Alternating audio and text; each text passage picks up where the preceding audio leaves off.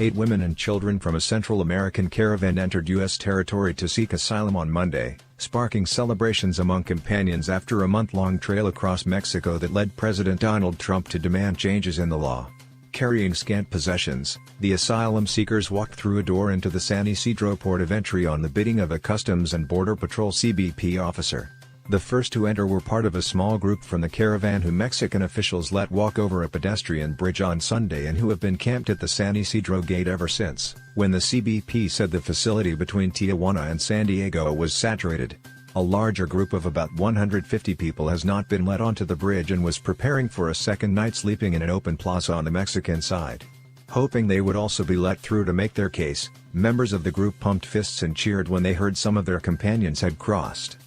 The caravan has been in the spotlight ever since it began a more than 2,000-mile 3,200 kilometers journey from southern Mexico, gathering 1,500 people at one point, to the fury of Trump, who demanded that officials do not let such groups into the country.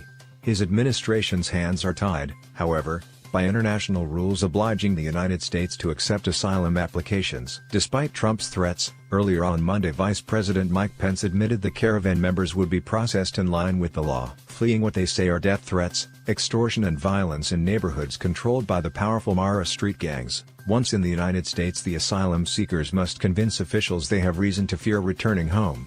The majority of asylum claims by Central Americans are ultimately unsuccessful, resulting in detention and deportation.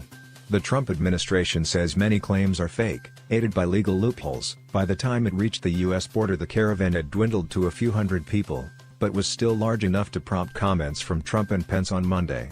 Pence said U.S. laws needed to change to remove incentives for migrants, and he accused immigration activists of encouraging members of the caravan into leaving their homes.